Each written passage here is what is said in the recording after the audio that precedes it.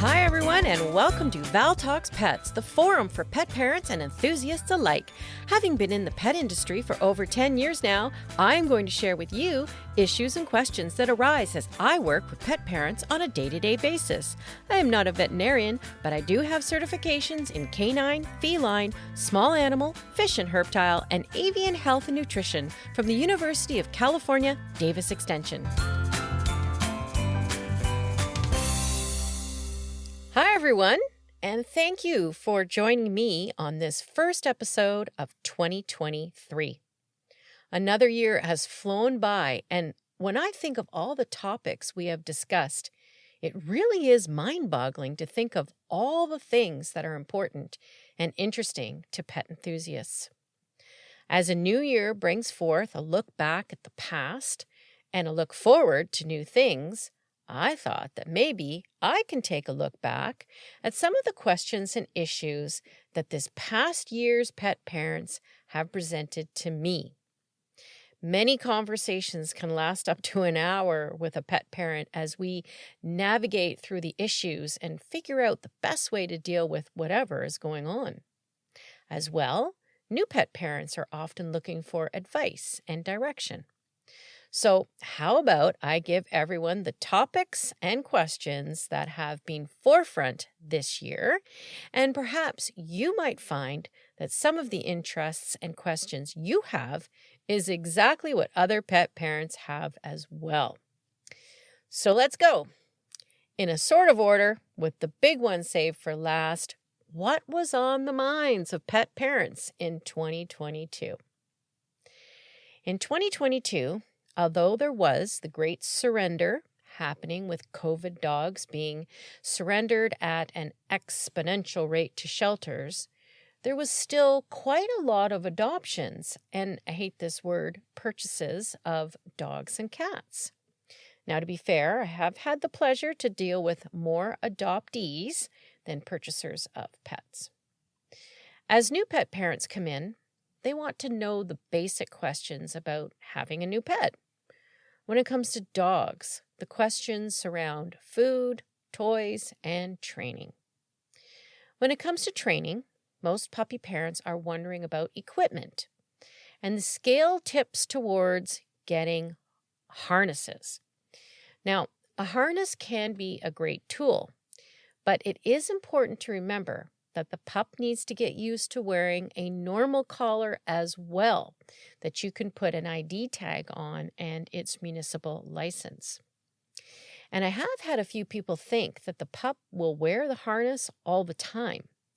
I would say this is not the best practice, as it will be uncomfortable for a pup, and the pup needs to learn that when he or she wears the harness, it means time for a walk and time to learn walking manners.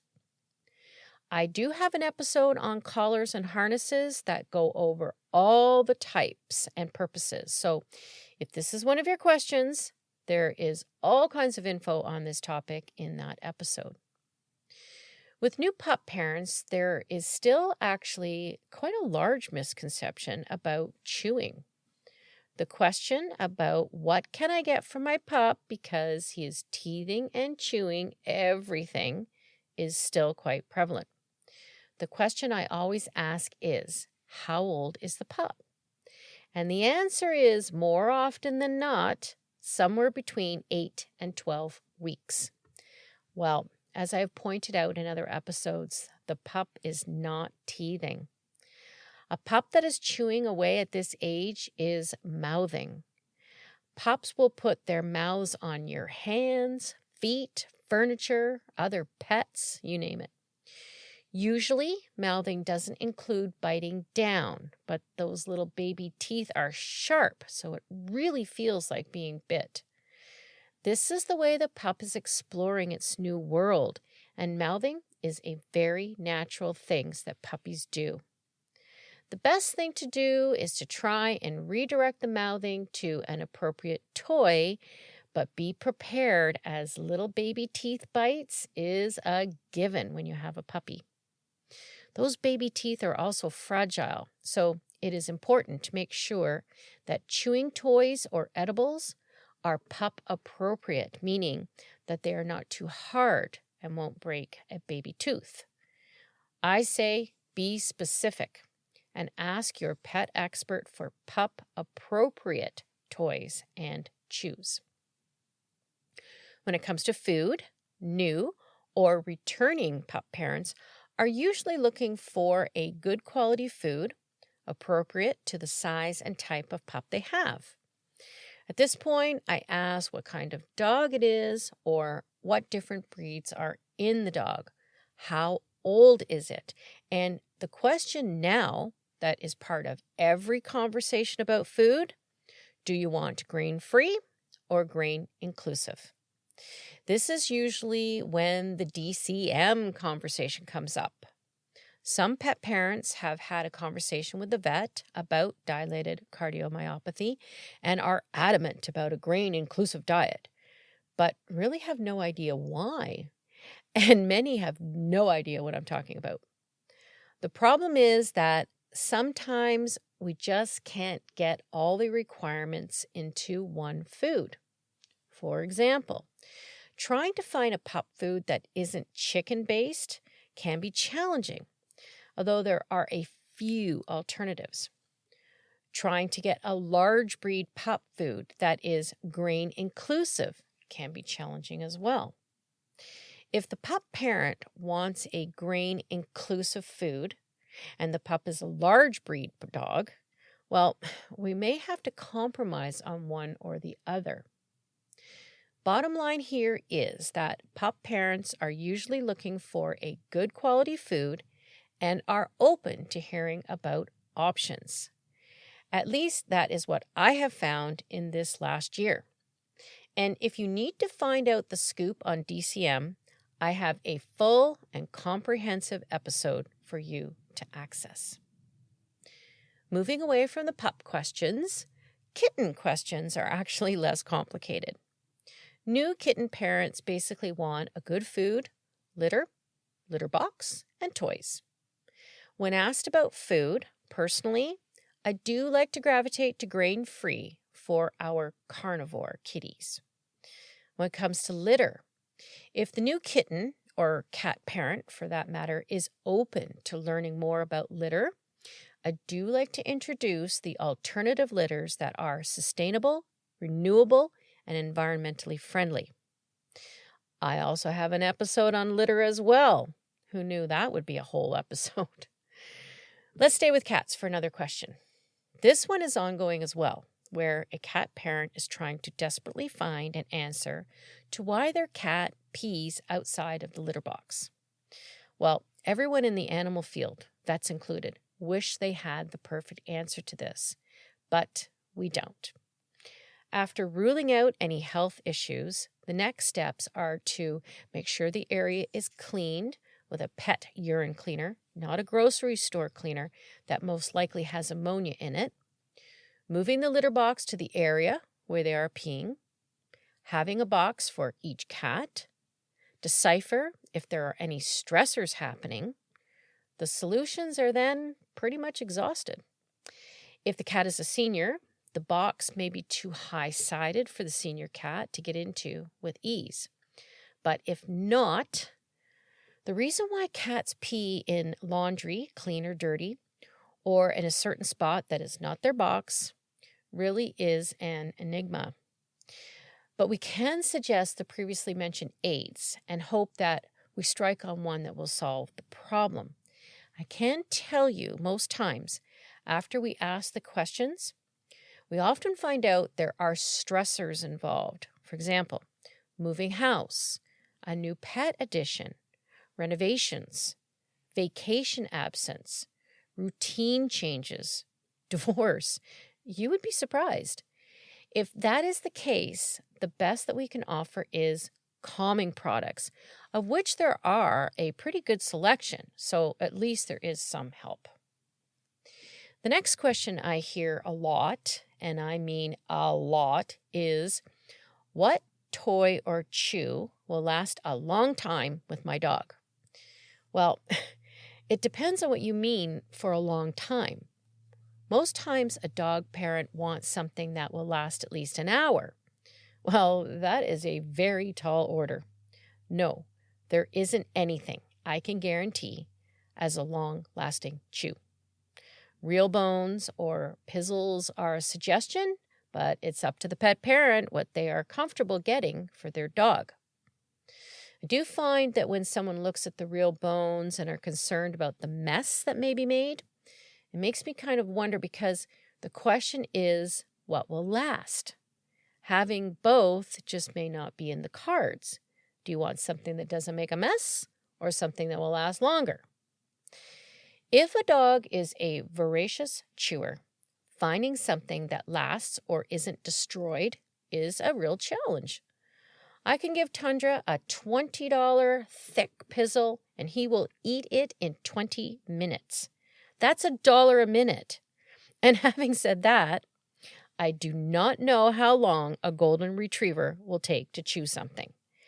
Telling me the breed and weight of a dog will not in any way give me the information to make an accurate estimation of chew time. A pet parent knows their pet. The parent has to rely on what they know.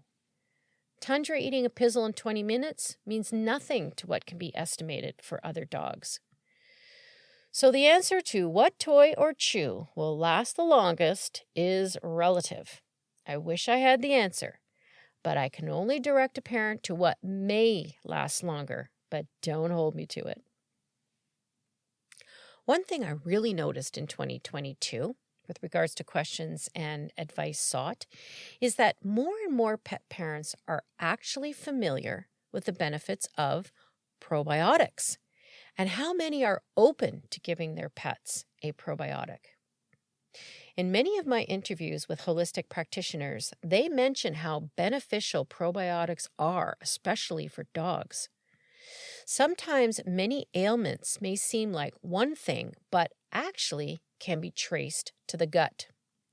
In my interviews with Joanne Carr from Omega Alpha Pharmaceuticals, she has always espoused the benefits of probiotics and how important it is for dogs to be routinely on a probiotic. A question that has become more frequent this past year is digestive issues with dogs. The first thing I look to is the addition of probiotics.